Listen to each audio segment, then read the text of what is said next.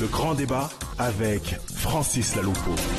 Bonsoir à toutes et à tous et merci d'être là. Merci de rejoindre le grand débat sur la radio africaine. Le grand débat, c'est votre rendez-vous de l'information sur Africa numéro 1 pour mieux comprendre les grands faits de l'actualité en France, en Afrique et dans le monde. L'émission est en direct jusqu'à 19h20. C'est chaque jour du lundi au jeudi. Un numéro de téléphone pour nous joindre, le 01 55 07 58 00 depuis la France ou le 00 33 1 55 07 58 00 depuis d'autres pays dans le monde. Vous pouvez bien sûr intervenir comme d'habitude en direct sur notre page Facebook, facebook.com/le grand débat. Africa numéro 1, le grand débat, Francis Laloupo. Dans le grand débat aujourd'hui, au Togo, de nouvelles séquences du bras de fer entre pouvoir et opposition. Météo de plus en plus agitée au Togo parce que le pouvoir espérait endiguer une vague de contestation inédite déclenchée, on s'en souvient, le 19 août dernier. Ce pouvoir togolais a proposé au Parlement la semaine dernière l'examen d'un projet de loi sur une révision de la Constitution, avec deux éléments essentiels inscrits dans ce texte, à savoir la limitation des mandats présidentiels et un mode de scrutin à 2 tours. Mais entre les suspensions de séance, le report des discussions, l'expression des arrière-pensées, les interprétations divergentes du projet de loi, les partis en conflit ne sont pas parvenus à désamorcer la crise. Alors que l'Assemblée nationale se penche ce mardi sur le projet, l'opposition qui estime qu'il est désormais trop tard pour réformer, je cite, refuse de valider le texte proposé par la majorité parlementaire. Quel sera donc l'agenda de cette opposition désormais et comment compte-t-elle parvenir à réaliser ce qui est devenu son principal objectif, à savoir le départ du président Faure Gnassingbé? Explication avec nos invités dans ce grand débat. L'émission est réalisée par Hélène Bizio. Africa numéro 1, le grand débat. Retrouvez également le grand débat sur facebook.com/le grand débat. Nos amicales salutations à tous ceux qui nous écoutent aux 4 coins du monde. Mention spéciale aujourd'hui à ceux qui nous écoutent à Lomé, Dakar, Gao, Lubumbashi, Cotonou, Washington DC, Édimbourg, Berlin, Abidjan, Montréal, Cotonou ou encore Douala. Bienvenue à nos nouveaux amis sur Facebook. On va les citer: Moussa Baba Diarra, Tchambel Gambayara, que nous connaissons bien sûr ici, Walid Diarra, Bruno de Souza, Elena, Bruno de Souza qu'on connaît aussi d'ailleurs, je pense que c'est le même. Elena Shekina, Prince Paka, Welbeck, CHM, Transval Inter, Rita Loco, Ibrahim Khalil Sissé, Naïda Bakula, Arthur Finé Kouta Dissa et Amidou Diallo qui ont rejoint donc la communauté des co-débatteurs du Grand Débat sur facebook.com/le Grand Débat. Bienvenue à vous. Et puis voilà, comme de coutume, une pensée forte en ce début d'émission à nos amis du Burundi. Le grand débat, analyse, décryptage, coup de gueule, commentaires. Le grand débat sur Africa numéro 1.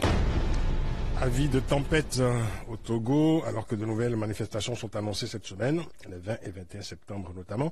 Certains journaux n'hésitent pas à parler de la semaine de tous les dangers dans ce pays. Jusqu'où peut aller la campagne de contestation en cours? Nous en parlons avec nos invités. Ils sont ici, ils sont avec nous en studio. Je vais vous les présenter. Nicolas Babina est avec nous. Bonsoir. Bonsoir. Nicolas Babina, vous êtes représentant en France du parti Union pour la République. UNIR, c'est la majorité présidentielle. Parfaitement. Merci d'être avec nous. Rapprochez-vous du micro, on vous entendra beaucoup mieux. Kofi Senam Niazozo est avec nous. Bonsoir. Bonsoir, monsieur. Vous êtes juriste. Et Augustin Messan, bonsoir. Bonsoir, monsieur Francis. Augustin Messan, vous êtes secrétaire de la Fédération internationale en Europe et en Asie de l'Alliance nationale pour le changement. L'ANC, c'est l'opposition au Togo. C'est ça. On va commencer avec vous, Kofi Senan Niazozo. Alors, après un examen à huis clos la semaine dernière, le projet de loi dont nous parlons sur la révision de la Constitution est examiné aujourd'hui par l'Assemblée nationale. Est-ce que vous avez pris connaissance de ce texte et quelles sont les innovations qui sont contenues dans ce texte et quels sont les facteurs de divergence pour éclairer nos auditeurs sur la question? Alors, par rapport à ce projet de loi, il se résume en 3 articles. Donc, l'article 52 qui encadre, ou du moins c'est là où on va parler à peu près de l'innovation, où on parle de la limitation du mandat ou des mandats des députés. Ensuite, il y a ce même article institue également la mise en place d'un Sénat. Il y a limitation du mandat présidentiel aussi, et des députés. Oui, la limitation 52 plus particulièrement sur la limitation des mandats des députés. 59, l'article 59, donc qui limite le mandat présidentiel. Donc et il y a l'article 60 également qui réinstitue donc un scrutin uninominal à 2 tours. C'est ça. Et donc la divergence vient du fait que l'opposition plaide ou se fait l'écho donc du peuple de la majorité, de sorte à ce que l'article 59, donc contenu dans la Constitution originelle de 92, puisse être réinstauré, et notamment la Constitution de 92 en son intégralité d'ailleurs. Voilà pourquoi l'opposition avait soumis 48 amendements, 47 plus le préambule, donc au gouvernement, au commissaire du gouvernement, de sorte à ce que le débat puisse être posé au sein de l'hémicycle. Il faut préciser qu'aujourd'hui, l'opposition n'a pas siégé au Parlement, préféré donc quitter l'hémicycle. Augustin Messan, alors pour Jean-Pierre Fabre, chef de file de l'opposition traditionnelle, qui est le patron, enfin je veux dire le leader de votre mouvement, l'ANC, ce projet de loi déposé par Foy Assingbe, je le cite, est une provocation. Une provocation. Oui, tout à fait, c'est une provocation parce que, excusez-moi, tout d'abord bonjour à vos éditeurs. Et je m'incline aussi devant la mémoire de nos martyrs et j'encourage tous ceux qui ont été blessés dans cette histoire, blessés dans leur corps et en leur âme. Et je m'incline devant tout ce monde. Et je salue les Togolais en lutte. Oui, effectivement, c'est une provocation, cette histoire de projet de loi déposé. Parce que depuis 2006, un accord politique a été signé et depuis 11 ans, cet accord politique n'a pas été mis en œuvre. Je vais parler de l'APG. Et le projet de loi en question a été amputé, c'est-à-dire que la Constitution de 92 a été charcutée en 2002 et jusqu'à ce jour, elle n'a pas été remise à l'endroit. Donc, la population demande le retour, la remise en place de la Constitution de 92. Et ce n'est pas le cas. Ce projet de loi a enlevé, a amputé de toutes les façons plusieurs articles, dont l'article 59 de la Constitution de 92. Alors vous demandez le rétablissement finalement de la Constitution de 92, c'est ça? Tout à fait. Et c'est sur ça que porte la divergence. Absolument. Alors, je me tourne à nouveau vers le juriste. Est-ce qu'il s'agit d'une simple crise de confiance entre les parties en conflit ou d'une d'une interprétation divergente du projet de loi? Alors, ce n'est pas en soi un problème lié à l'interprétation. C'est tout simplement que, rappelons que le gouvernement ainsi que l'opposition avaient introduit donc des projets tout comme des propositions de loi qui ont été rejetés. Et ces projets et propositions revenaient donc à l'article 59, aujourd'hui source de contentieux.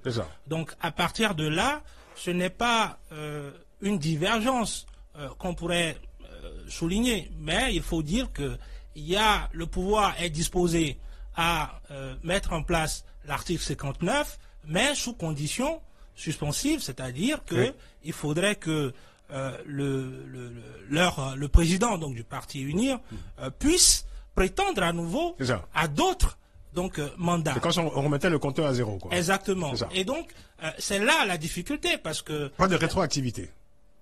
Oui, c'est ce qui est dit. Mais ce qu'il faut savoir, c'est que l'article 59 au départ, eh bien, cet article, est totalement impersonnel, c'est-à-dire cette disposition prévoit que aucun Togolais, donc après avoir fait 2 mandats, ne peut prétendre à nouveau à un mandat supplémentaire. Donc c'est un verrou au fond qui a été mis en place de sorte à éviter justement que la Constitution ne soit sur mesure. Donc, ce verrou qui a sauté en 2002. Exactement, ce verrou a sauté en 2002 et il faut rappeler que le président actuel était député à l'époque. Donc, quelque part, il était co-auteur de façon directe, puisque ça venait de l'Assemblée nationale, de cette émasculation de la Constitution. Et donc, aujourd'hui, où il faille revenir donc à cet écart ou cette personnalisation de la Constitution, je pense que c'est un bon sens, c'est que du bon sens, et cela va dans l'intérêt général pour que nous puissions, pour la paix sociale, pour restaurer les valeurs d'un État de droit, que cet article, cette disposition ou cette mention, en aucun cas, puisse être réintégré de sorte plutôt à éviter toutes sortes de contentieux que nous voyons aujourd'hui. Je me tourne vers vous, Nicolas Babina. Vous êtes représentant du parti UNIR, le parti présidentiel. Alors, on vient de le rappeler, cette constitution de 92 a été donc révisée en 2002 contre l'avis de l'opposition à l'époque. Cette constitution indiquait, en ce qui concerne les mandats présidentiels, que, je cite, « En aucun cas, nul ne peut faire plus de 2 mandats ». Alors, en quoi cette mention peut-elle gêner le pouvoir aujourd'hui, dès lors que tout le monde admet de nouveau le principe de la limitation des mandats? Il faut rappeler un peu les faits. L'esprit de l'APG signé à Ouaga, l'accord de Ouaga, l'accord de Ouaga prévoyait effectivement quelques amendements, quelques dispositions à faire au niveau de la Constitution. Et notamment le principe de mandat présidentiel renouvelable une seule fois.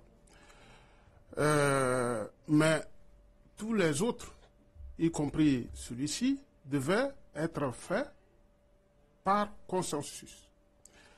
Après la signature de Ouaga, il était prévu que les partis de l'opposition viennent au gouvernement pour présider à la réalisation de ces dispositions. Mais l'opposition n'avait pas jugé utile de rentrer au gouvernement. Ce qui est son droit. Ce qui est son droit. Bien sûr. Bon, c'est le droit aussi du parti aujourd'hui UNIR, RPT à l'époque, c'est que il y a eu les élections législatives et qui a été boycottée par l'opposition.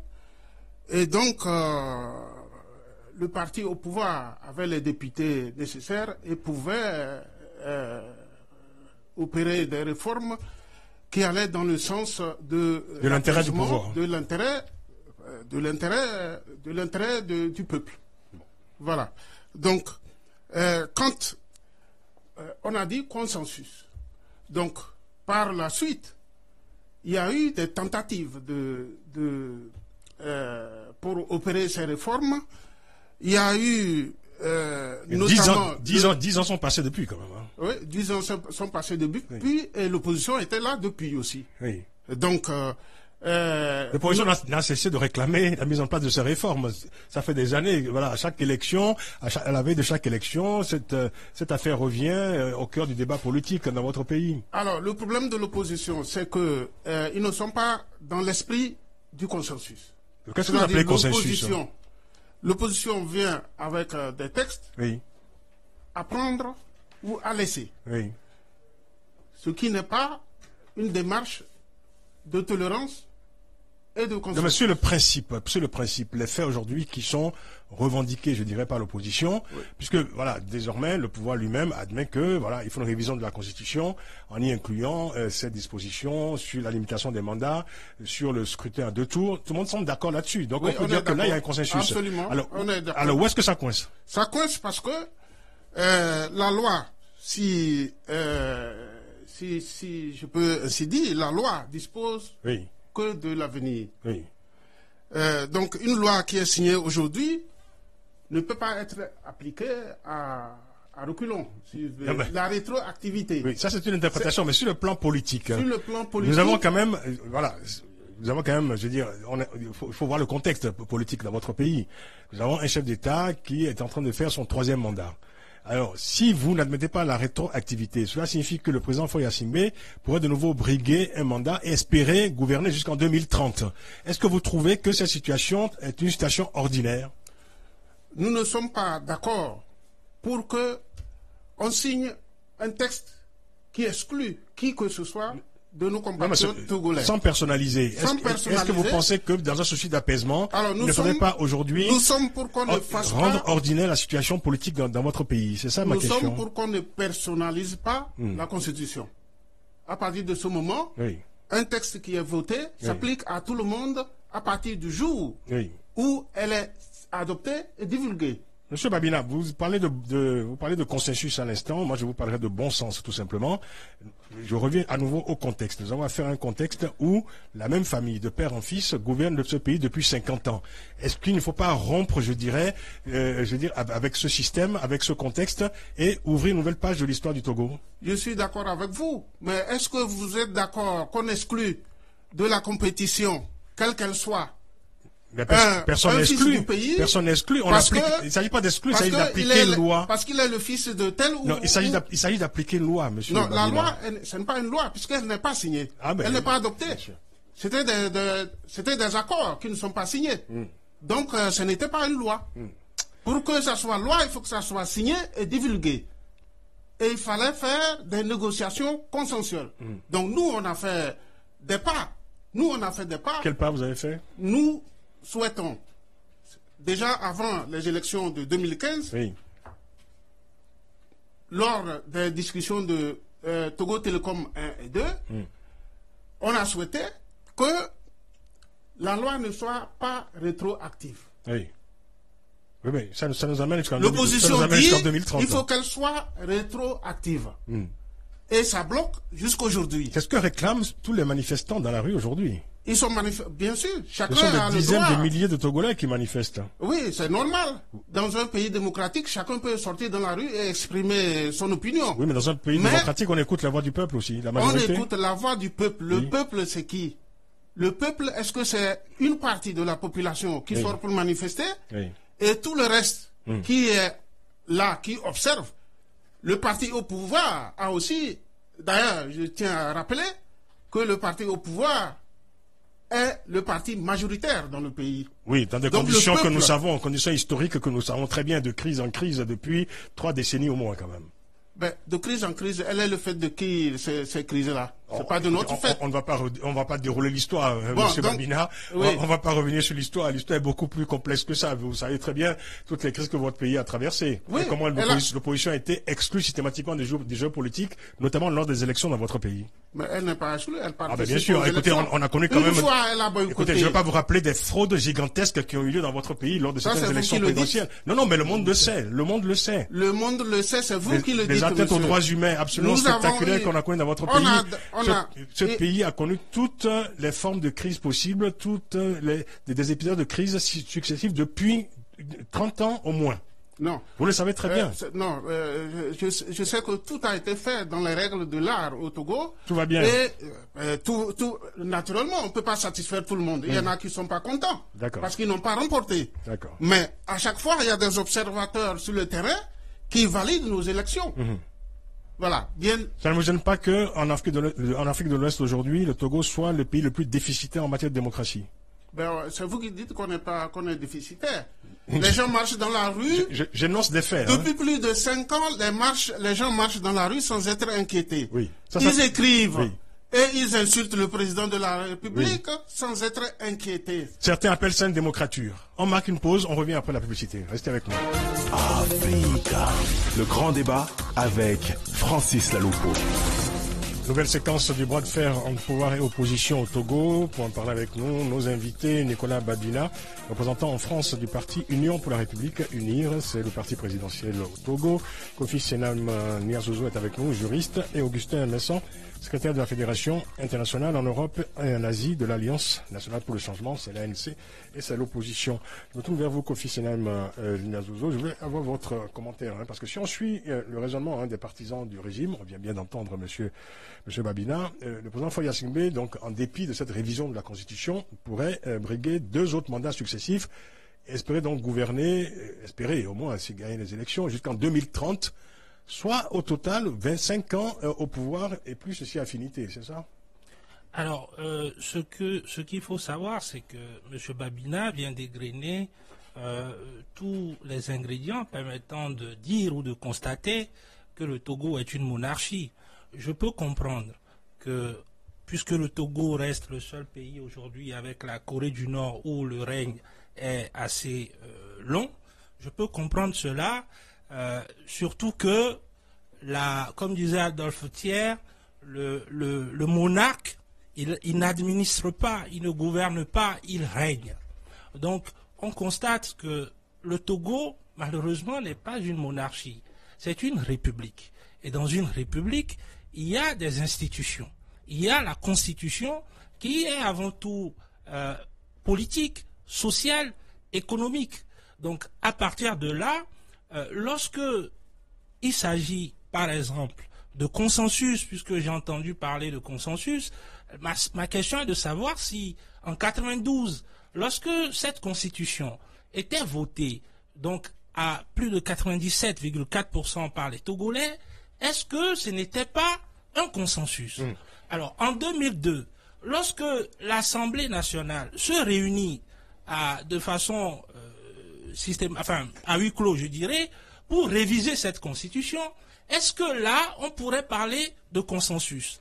En 2005, lorsque, par exemple, il y a eu nuitamment, donc, ce tripatouillage ou ce coup d'État constitutionnel, parce qu'il faut le dire, c'est ça en droit, ça s'appelle un coup d'État constitutionnel. Est-ce que là, on a parlé de consensus? Je rappelle donc que quand on veut parler de consensus, la démocratie ou le principe démocratique voudrait que il y ait le consentement du peuple, une adhésion du peuple, puisque c'est la gouvernance du peuple par le peuple.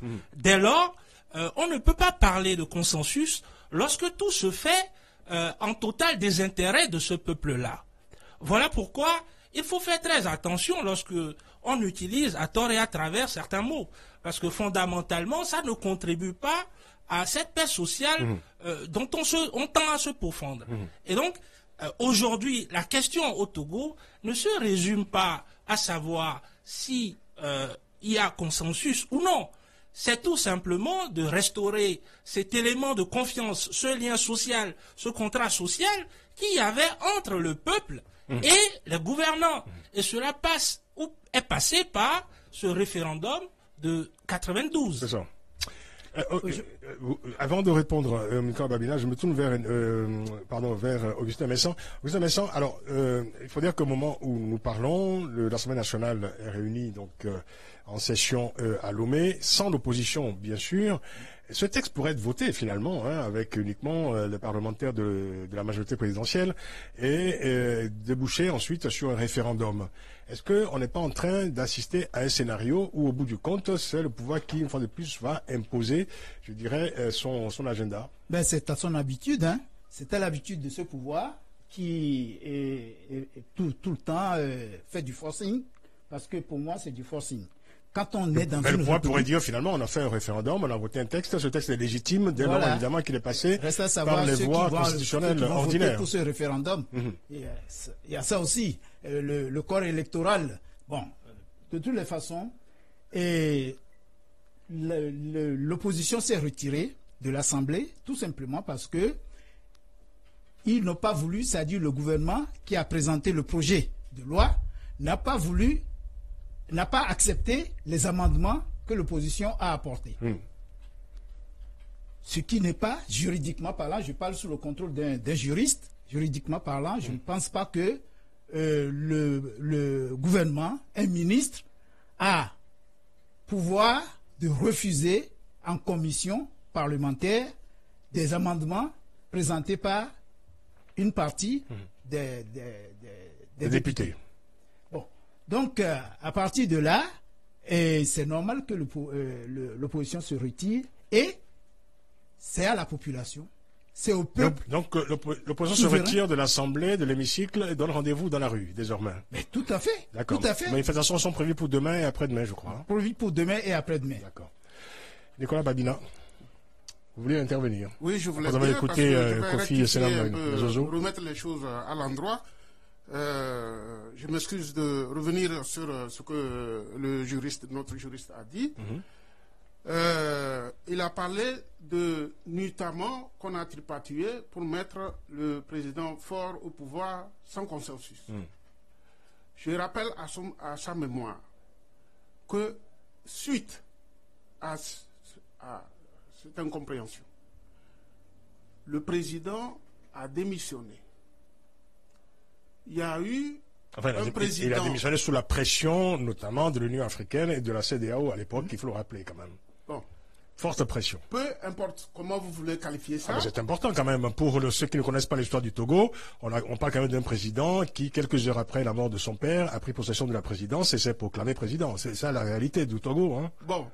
Donc, et sous la pression de la communauté internationale, de la communauté africaine, ce président a dû démissionner pour ensuite organiser une élection sur mesure. Est-ce qu'on est venu l'arrêter, le président, Non, pour lui imposer... je rappelle les faits, tout simplement. Non, bon, donc c'est pour apaiser, pour faire tomber la tension... Reculer pour mieux sauter. Que le président a démissionné. Nous sommes allés aux élections ou pas? Le peuple a voté ou pas? Je ne sais pas si vous croyez réellement, M. Babina, à ce que vous dites vous-même, parce que... Le peuple a voté ou pas? Parce que vous représentez ici le parti du président, je veux bien le croire, mais nous devons quand même rester, je dirais, le plus intimement, je dirais, fidèle à la vérité. Hein. Alors, ne dites pas que le fait qu'il ait démissionné était un acte de bonne volonté de sa part. Il a démissionné parce qu'il y avait une pression internationale, et il y avait ensuite, je veux dire, une sorte d'arrangement historique pour qu'il puisse entrer au palais par la voie d'élection qui était d'ailleurs contestée et contestable à l'époque. Bon, écoutez, c'est ça la réalité. Je ne sais pas où vous étiez à l'époque. J'étais là. Bon. Je conteste donc en bloc ce que vous dites. Ah mais non, ce sont les faits. Parce qu'il a démissionné. Oui. On est allé aux élections. Oui. Et il a été élu. Mais pourquoi en 2006 on a signé l'APG? Excusez-moi, mais pourquoi en 2006 on a signé l'APG? L'APG qui est l'accord de Ouagadougou. Hein, de Ouagadougou. Parce qu'il y avait une crise politique. Globale, tout simplement parce qu'il y avait une crise politique. Et consécutive à cette élection. Le président a été élu, mais son élection a été contestée. Je n'ai pas fini. Bah oui. J'étais en train de... Après, vous allez m'expliquer pourquoi il a été obligé de se soumettre à l'accord politique global. Nicolas Babina, c'est à vous. Bon, j'étais en train de développer mes arguments par rapport à ce qu'il a dit.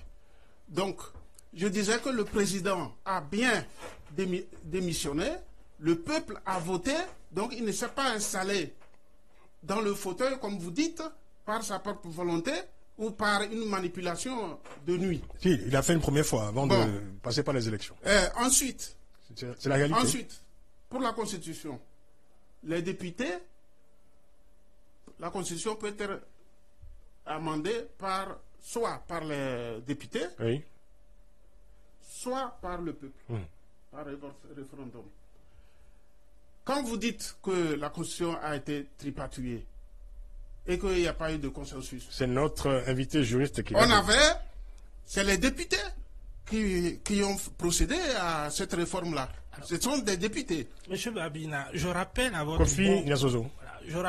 bon ou mauvais souvenir que lorsque le 6 février, cette constitution a été soigneusement émasculée et qu'il fallait donc remettre à l'endroit les deux dispositions qui ont été supprimées le 24 février. À savoir la limitation des mandats et le scrutin en 2 tours.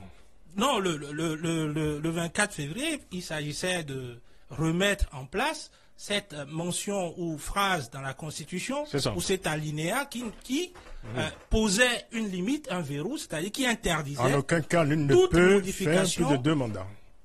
En cas de vacances ou en période d'intérim du pouvoir. Je pense à l'article 144.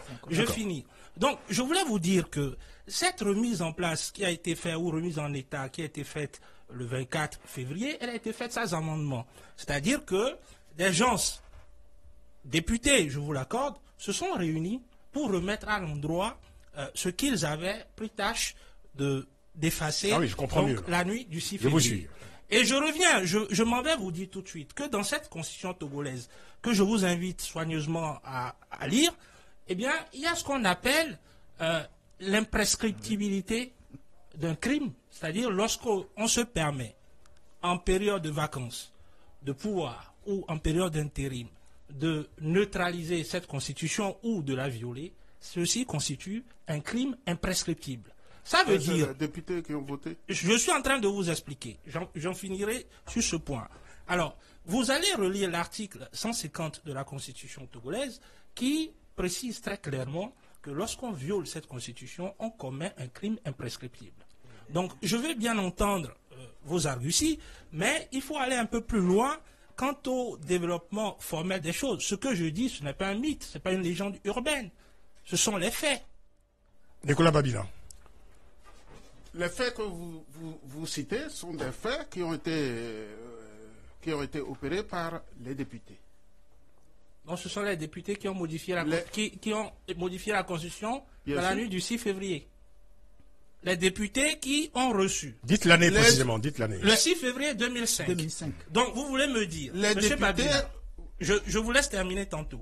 Vous voulez me dire que dans la nuit du 6 février, les députés se sont réunis et donc ont commis un coup d'État constitutionnel. Mais on ne va pas revenir Non, éternellement répondez sur à ce ma point-là. question. C'est un oui ou non? On ne va pas revenir éternellement sur ce point. C'est vous qui l'avez avancé. Non, je ne l'avance pas. C'est un point capital, M. Babina. Vous voulez me dire que les députés se sont réunis. Je vous dis que ce contentieux, à la suite de cela, il y a eu une incompréhension avec les pressions dont vous parliez. Donc vous considérez que le coup d'État... Et le président a démissionné pour qu'on aille aux élections. Monsieur Babina, donc vous considérez qu'un coup d'État constitutionnel est une incompréhension. C'est comme ça que vous l'analysez. Et donc, vous reprenez là-bas en disant que le président a demandé qu'on aille aux élections. Donc, pour vous, dans un État dit de droit, celui qui aurait démissionné est toujours président. C'est ce que vous êtes en train de me dire. Non, il n'est pas président, puisqu'il y avait un président provisoire. Ben donc, c'est qui le président alors finalement? Le président, il y avait Abbas Bonfo qui était le président. Oui, mais vous venez de me dire que le président... il était président avant de démissionner, oui. Il a démissionné pour qu'on aille aux élections. Et on l'a fait.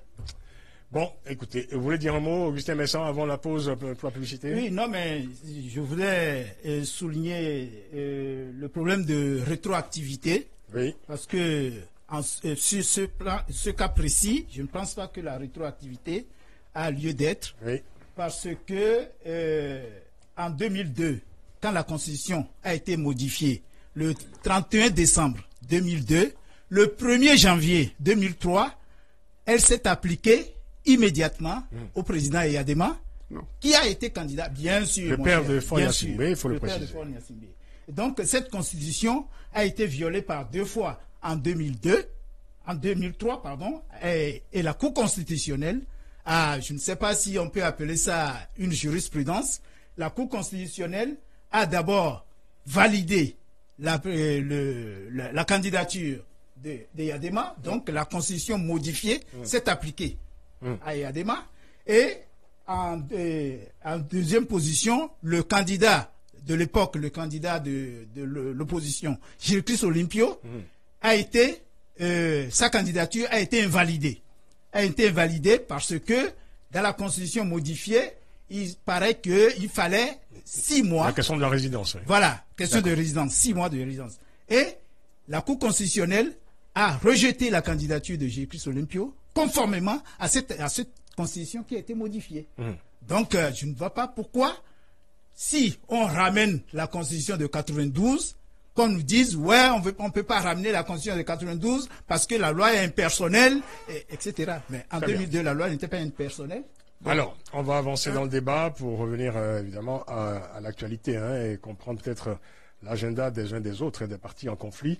Après la publicité, on dira également quelques messages qui nous parviennent de nos auditeurs sur Facebook. El Sherif qui nous a écrit, Benabé Sadoufi également, Anwar Katapaou, ou encore William Clément Mananga. Nous lirons leur message tout à l'heure. Restez avec nous, ne partez pas. À tout de suite. Africa. Le grand débat avec Francis Laloupo. Le bras de fer entre le pouvoir et l'opposition au Togo. Nous en parlons avec nos invités. Augustin Messan de l'ANC, c'est l'Alliance nationale pour le changement. L'opposition au Togo.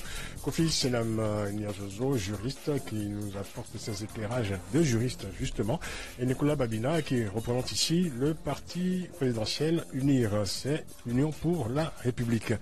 Je me tourne à nouveau vers notre invité juriste, Kofi Senam Niazozo. Alors pour l'opposition, on entend bien, ces réformes arrivent trop tard, c'est ce qu'on entend depuis quelques heures, et c'est ce que dit notamment d'ailleurs le PNP, le Parti national panafricain, nouveau parti donc qui est émergé sur la scène politique togolaise, qui a organisé la manifestation monstre du 19 août dernier.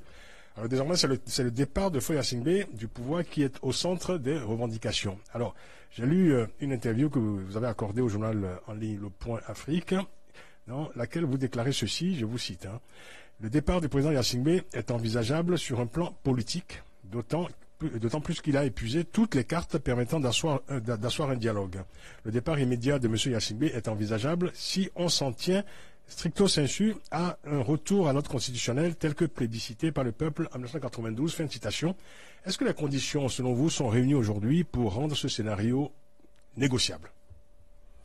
Alors, évidemment, parce que là où on se trouve, ou la situation dans laquelle on se trouve aujourd'hui au Togo, fait qu'il ne peut plus avoir encore de dialogue qui puisse prospérer, ou du moins qui puisse fonder un certain espoir donné.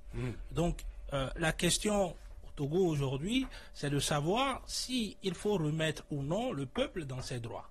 C'est de savoir s'il faut ou non redonner, donc essayer de restaurer ce lien social qui puisse exister entre un peuple et ses gouvernants, entre les gouvernants et l'opposition constituée. Donc, c'est un peu ça l'enjeu aujourd'hui. Donc, ce qui voudrait dire qu'il faut arriver à instaurer un climat autour de valeurs morales, autour de tout ce qu'on appelle le bon sens, donc des valeurs démocratiques, qui puissent faire du Togo, ou défaire plutôt du Togo, cette exception qu'il constitue dans la sous-région ouest africaine. Et donc, c'est pour cela qu'au niveau où a parlé de la démission à proprement parler, aujourd'hui, il n'y a pas... Est-ce qu'il s'agirait d'un départ immédiat? Je parle évidemment au cas où cette affaire serait négociable. Hein. Est-ce qu'il s'agirait d'un départ à la fin du mandat en cours du président Faye Assingbe ou d'un départ immédiat? Alors ça, puisque c'est un problème éminemment politique, il reviendrait en premier lieu aux politiques de définir ces modalités. Moi, j'appelle ça des modalités de la résignation ou du retrait du pouvoir. Donc ça, ce sont des modalités qu'il appartient derrière aux politiques de définir. Maintenant, sur le fait que le départ soit envisageable ou non, oui, c'est envisageable dans le sens où, lorsqu'on prend sur un plan purement juridique, aujourd'hui, il n'y a que le législateur, donc l'Assemblée nationale, qui puisse dire si oui ou non la restauration donc de cette constitution ou de cet article 59 source de contentieux peut s'appliquer tout de suite ou de manière rétroactive ou tout ce qu'on veut au président en exercice. Et au-delà de l'Assemblée nationale, il y a le juge constitutionnel. Or, ce juge constitutionnel ou cette cour constitutionnelle aujourd'hui on a démontré ou a montré ses limites et fait même l'objet des réformes préconisées par cet accord signé en 2006. Donc, ce qui voudrait dire que la balle semble reposer entièrement sur l'Assemblée nationale.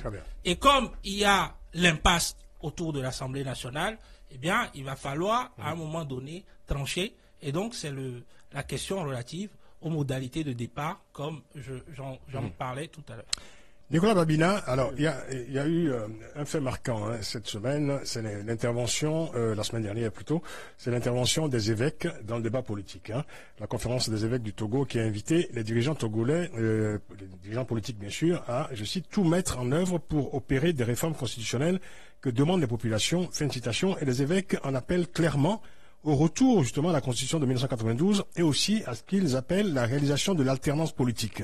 C'est une prise de position sans ambiguïté. Qu'est-ce que vous en pensez? Avant de répondre à votre question, je voulais dire que je suis parfaitement d'accord avec toi, mon frère, que avec Kofi Niazozo, vous êtes d'accord sur sa démonstration? Les choses doivent se régler à l'Assemblée nationale. Sauf que voilà, nos partenaires d'en face ne veulent pas qu'on discute à l'Assemblée nationale. Vous êtes d'accord sur quoi exactement avec M. Niazozo? Moi, je voulais savoir comment vous voulez faire partir le président qui est élu et dont le mandat est en cours. Comment? Bon. Ça, c'est ma première question, j'aimerais bien savoir. Il a évoqué plusieurs modalités de négociation ou de résolution de la question tout à l'heure. Lesquelles négociations? On a amené les textes à l'Assemblée pour négocier, pour faire un consensus. Il y a un juge constitutionnel qui peut trancher. Oui. Ils ont quitté l'Assemblée, ils ont vidé les lieux. Oui, mais vous avez amené les textes. Bon. Et vous voulez que les gens s'alignent sur vos textes à vous. Nous, on fait des propositions, vous ne les acceptez pas. Et vous voulez qu'on trouve un consensus. Quel genre de consensus? Quel consensus on peut trouver? Vous voulez que qu'on accepte écoutez, vous voulez... un texto, ce que vous avez Vous voulez faire une constitution, vous voulez faire des amendements qui excluent d'emblée un citoyen qui est orienté contre un citoyen. Nous disons non. Ben non. Bon, en 2002.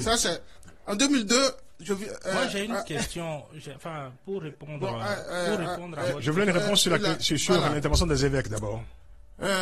J'ai suivi effectivement les apports, la contribution des évêques togolais. Ils sont sans ambiguïté. Hein.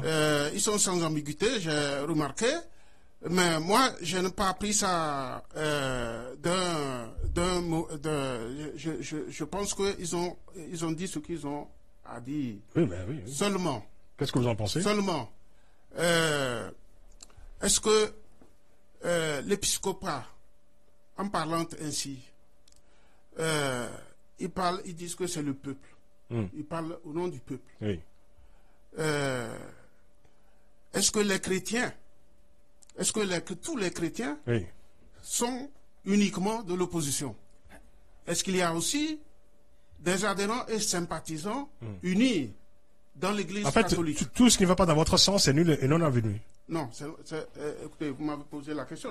C'est ce que j'entends depuis tout à l'heure, quand même. C'est pas parce que les évêques ont dit que je n'ai pas mon vous excluez les évêques, vous excluez les manifestants, vous excluez l'opposition, vous excluez tout le monde, et que tous ceux qui ne sont pas d'accord avec vous, est-ce que je peux répondre à votre question? Vous allez dissoudre le peuple à ce rythme. Est-ce que je peux répondre à votre question? Bon, donc... Monsieur Nicolas Babina, allez-y.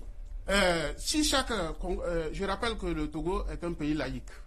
Si chaque congrégation commence à faire la politique, ce n'est pas la première fois qu'on voit l'épiscopat intervenir dans des situations de crise dans nos pays africains. A intervenu. Oui. Mais en prenant parti, ce que vous venez de rappeler. Pour vous, l'épiscopat prend parti? Non. J'aurais aimé que l'Église agisse selon comme, vous voulez dire que l'Église la communauté Santé-Gio. Vous voulez dire que l'Église togolaise aujourd'hui est impartiale? J'aurais aimé que l'Église... Monsieur Babina, répondez à ma question s'il vous plaît. Oui? Pour vous, l'Église catholique aujourd'hui togolaise, elle est impartiale ou pas? Non. En indexant ainsi publiquement, alors que nous sommes dans une période de tension dans le pays, je pense que ce n'est pas une sortie qui va dans le sens de... Elle est donc partiale. Je ne sais pas comment vous voulez appeler ça, mais il n'est pas... Je trouve que ce n'était pas... Les prélats vivent dans le pays aussi, non? Comme tous les citoyens. Ils sont citoyens comme tout autre. Ou bien. Sauf qu'ils ont parlé, ils sont prélats au nom de leurs fidèles. Mais leurs fidèles ne sont pas que d'un parti. Merci. On va marquer une pause pour le Flash Info de 19h. Nous reviendrons ensuite pour poursuivre ce débat sur la situation politique tendue au Togo. Nous parlions d'avis de tempête au Togo au début de l'émission. Nous continuerons d'en parler évidemment avec nos invités Nicolas Babina, Kofi Senam Niazozo et Augustin Messin. Restez avec nous et on se retrouve juste après le Flash. À tout à l'heure, à tout de suite. Africa. Le grand débat avec Francis Laloupo. Une nouvelle séquence du bras de fer entre le pouvoir et l'opposition au Togo. Nos invités pour en parler, Augustin Messin de l'ANC, c'est l'Alliance nationale pour le changement. C'est l'opposition au Togo. Kofi Senam Niazozo, juriste. Nicolas Babina, qui représente la majorité présidentielle. Il est représentant en France du parti Union pour la République Unir. Et tous nos amis sur les réseaux sociaux qui sont très actifs. Message notamment de Elom Ekwe sur Twitter qui nous dit Foya Singbe, pardon, faut que j'arrive à le lire, voilà, je l'ai. Foya Singbe a pris 12 ans et 3 mandats pour vouloir ensuite une limitation sur mesure. Il nous écrit également demander à M. Babina, Nicolas Babina, la proposition qui exclut un individu. En 2003, l'opposant Guy Christ Olympio a été exclu par application immédiate de la question de la résidence. La condition de résidence qui remontant dans le passé lui a été appliquée par effet immédiat de la loi. Voilà, donc beaucoup d'auditeurs qui disent d'ailleurs qu'il faut... qui nous interpellent, qui considèrent qu'il ne s'agit pas de faire une loi pour viser une personne, mais c'est une loi qui s'applique à tous et qu'une loi reste impersonnelle. El Shérif, qui nous écrit sur Facebook, il nous écrit ceci, je le cite, « Des agissements anticonstitutionnels ne peuvent jamais aboutir au départ d'un président démocratiquement élu pour un mandat de 5 ans. Il est rééligible comme le stipule la Constitution en vigueur. Son mandat court jusqu'à 2020. Tous les Togolais sont pour les réformes. Alors le gouvernement a introduit une révision de l'article 52, 51, 60 de la Constitution, ce qui est vital pour l'alternance Le changement de l'environnement politique du pays, c'est une innovation. Je suis offusqué, écrit El Shérif, par l'attitude de ceux qui se disent démocrates, l'opposition parlementaire, boycotter les travaux de la commission des lois à l'Assemblée nationale et surtout la révision de l'article 52. Anouar Katapaou qui nous écrit les accords de 2006 n'ont pas été respectés. Le problème de rétroactivité ne se pose pas. Le président aurait dû partir au bout de 2 mandats. Le pouvoir fait du dilatoire depuis 11 ans. Monsieur Faure doit quitter le pouvoir. Thomas Lumumba Sankara qui nous écrit « Moi j'accuse nos leaders de l'opposition car après le premier mandat de 2005, cette opposition aurait dû réclamer le retour à la constitution de 92. William Clément Manangara, dernier message que je vais lire. C'est regrettable, écrit-il, c'est regrettable ce que je vais dire, mais franchement, le pouvoir ne partira pas, comme à peu près ce qui se passe en RDC et ce qui s'est passé ailleurs. La soif du pouvoir est trop installée dans l'esprit de ces dirigeants africains en général. Ils sont prêts à sacrifier le peuple qui s'oppose à leur gouvernement. Nos oppositions en Afrique n'ont pas de force pour faire partir en pouvoir. La seule force, c'est le peuple, s'il se soulève avec détermination. Le pouvoir de Faure Gnassingbé gardera le pouvoir, sauf si le peuple se mobilise et accepte de mourir pour son bien. Voilà la réalité, et c'est signé William Clément Manangara. Donc quelques messages reçus sur Facebook. Augustin Messan. Alors, de nouvelles manifestations sont donc annoncées pour demain et après-demain. Oui. Alors, on a appris ce matin donc que les connexions Internet seront de nouveau coupées, oui. Dès aujourd'hui d'ailleurs. Oui. Alors, comment vous expliquez ce réflexe du pouvoir à couper les communications systématiquement à une époque où on ne peut pas se permettre, enfin, un pays ne peut pas se permettre de s'isoler indéfiniment du reste du monde en matière de communication. Monsieur Laloupo, oui. C'est à monsieur J'aurais dû peut-être poser ça à Nicolas Babina. Alors, vous voulez que je la lui pose? Nicolas Babina, pourquoi ce réflexe systématique à couper les communications lorsque l'opposition annonce des manifestations dans votre pays? Je ne sais pas. D'autres le font ailleurs les jours d'élection. Chez vous, c'est quand il y a des manifestations, il n'y a plus d'Internet. Si c'est une coupure volontaire, les spécialistes sur le terrain savent pourquoi. Non, mais ça, vous savez très bien que c'est une décision du pouvoir de couper les communications. Donc il y a bien des raisons pour lesquelles. Parce que la violence les appels à la violence dans le pays. Qui appelle à la violence? Être des raisons. Qui appelle à la violence? Qui c'est qui réprime quand il y a des manifestations? Des manifestations pacifiques. Non, il faut. La violence est de quel côté? Rapprochez-vous du micro, monsieur. Pendant 5 ans, plus de 5 ans, vous avez marché. Oui. On a marché. Est-ce qu'on a violence? Il ne s'est rien passé. Sans violence. Pendant plus de 5 ans, vous avez marché. Chaque samedi. Il ne s'est rien passé. C'est parce qu'on a persisté. Pourquoi parce qu'il y avait des violences. Il y a eu des répressions. Il y a eu des violences.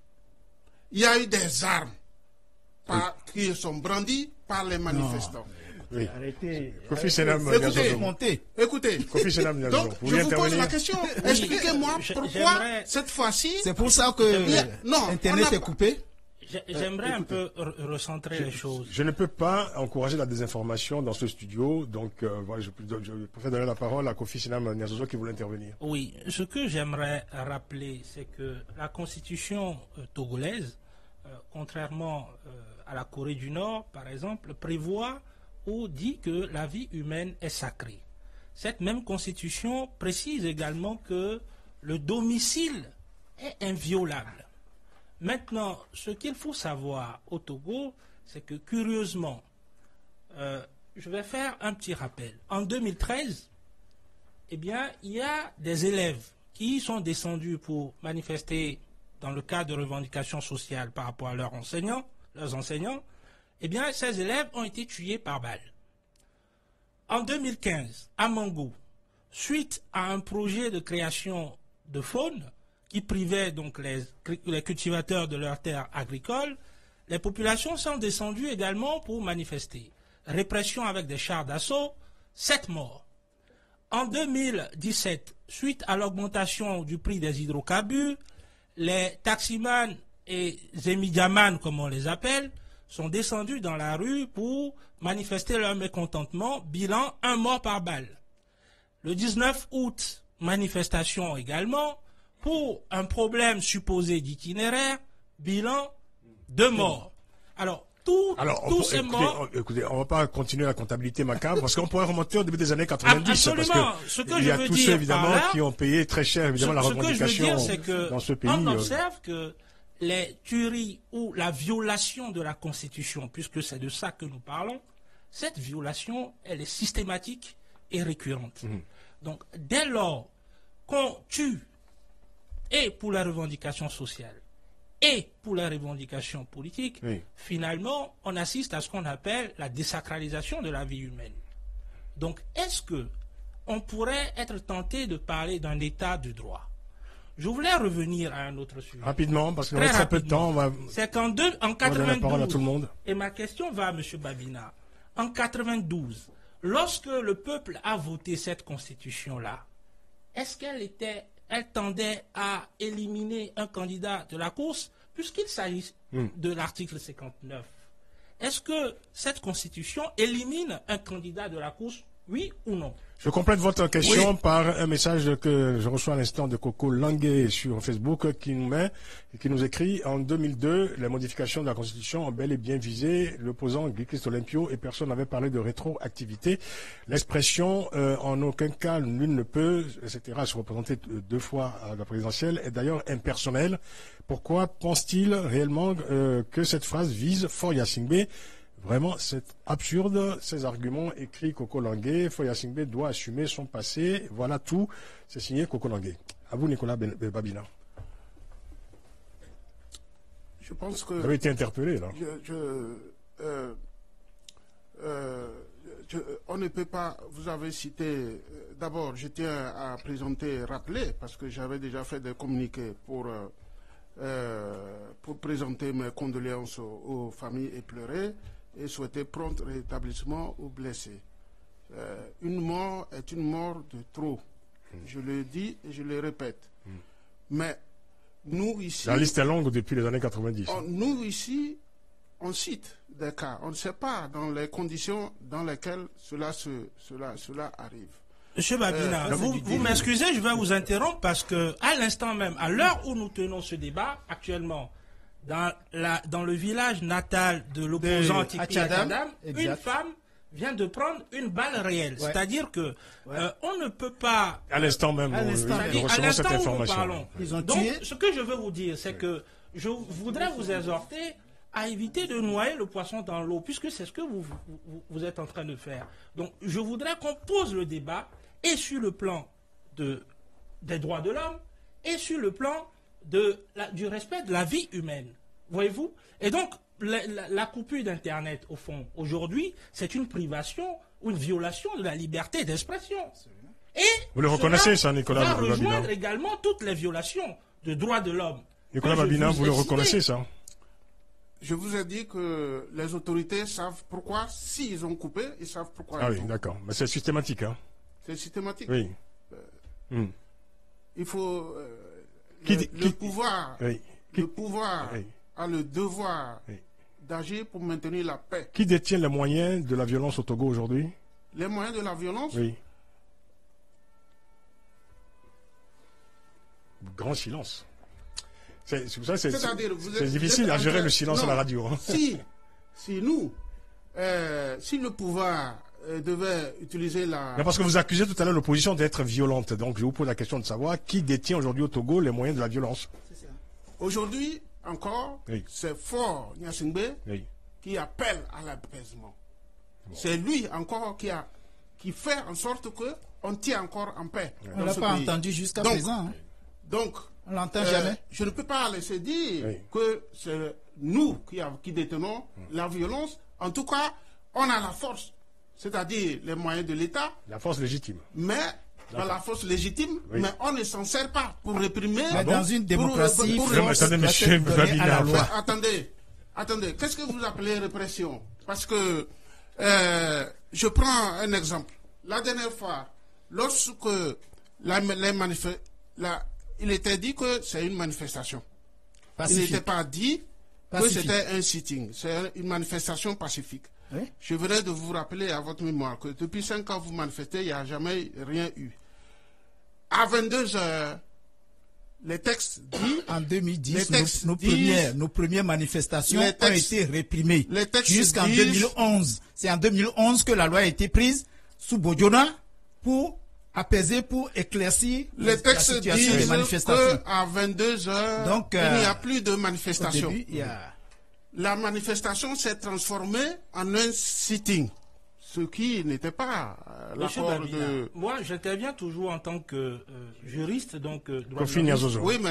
Fini. oui, Ce que je mais- veux vous faire comprendre, c'est que vous êtes en train de dire, puisque ça c'est très grave ce que vous dites là, vous dites que, eh bien, il y a eu une liberté, c'est-à-dire la manifestation est autorisée jusqu'à 22 heures.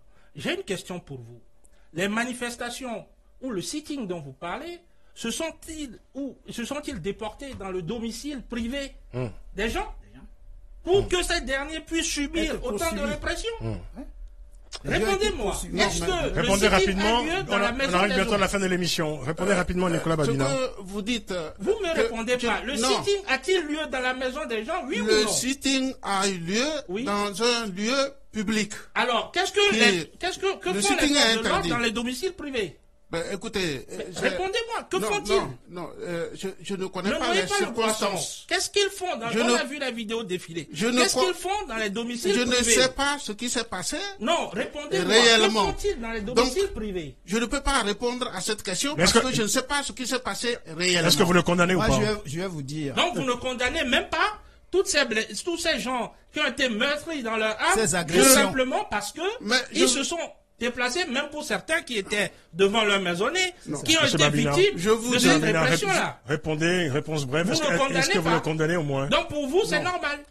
Vous ne condamnez pas. On est d'accord. Chaque violence Vous ne condamnez est à pas. condamner. Chaque violence est Condamnez à de condamner. manière très claire, monsieur Babina. Mais non, Je voulais je terminer, condamne s'il vous plaît. toutes les violences. Kofi Moi, je vais Sinem vous dire- Je Nyazozo. condamne S'il vous toutes plaît. les violences. Je vais vous dire pourquoi Toutes vous les n'avez pas violences. répondu à la question de coupure d'Internet. Je vais vous Augustin dire Messan, pourquoi. rapidement. Internet est coupé à chaque fois parce que le pouvoir veut tuer tranquillement dans l'obscurité. Non, Le pouvoir veut tuer. Non, le pouvoir ne tue pas. Il ne faut pas Tout affirmer simplement. comme ça. C'est tout. Je vais terminer avec vous, Kofi Sinem Nyazozo, sur les médiations en cours. Il y a eu quelques tentatives de médiation. Bon, on voit bien qu'il y a une crise ouverte de nouveau au Togo aujourd'hui. Qu'est-ce qu'il faut attendre réellement de ces médiations, soit régionales ou encore, pourquoi pas, éventuellement de l'Union africaine? Je vous pose la question parce que je voulais lire un extrait de cette interview que vous avez accordée au site Le Point Afrique. Vous écrivez ceci: ne perdons pas de vue que ces institutions, c'est-à-dire institutions régionales, ne se limiteront qu'à des communiqués laconiques au nom d'une certaine solidarité qui prévaut entre les chefs d'État et des exigences de sécurité. Étant précisé que certains, en particulier au niveau de l'Union africaine, n'ont aucune leçon de démocratie à donner à M. Foya Singbe, puisque ce dernier ne fait que perpétuer une pratique surannée dont ils sont également les héritiers. Quant à la communauté internationale, est en train de se réfugier derrière l'Union africaine, le temps d'observer la réelle détermination du peuple togolais à prendre en main sa destinée. Fin de citation. Autrement dit, si je comprends bien, M. Nyazozo, les Togolais désormais ne devront compter que sur eux-mêmes. Absolument. Puisque ce sont eux qui sont victimes des affres, ce sont les Togolais qui souffrent depuis 50 ans. Donc dès lors, il ne revient pas à quelqu'un d'autre de les sortir du bourbier dans lequel ils sont, si tant est que c'est un bourbier. Donc il revient à chaque Togolais de prendre son destin en main, et puis l'appui éventuel de la communauté internationale ne serait qu'un supplément, je dirais. Appoint.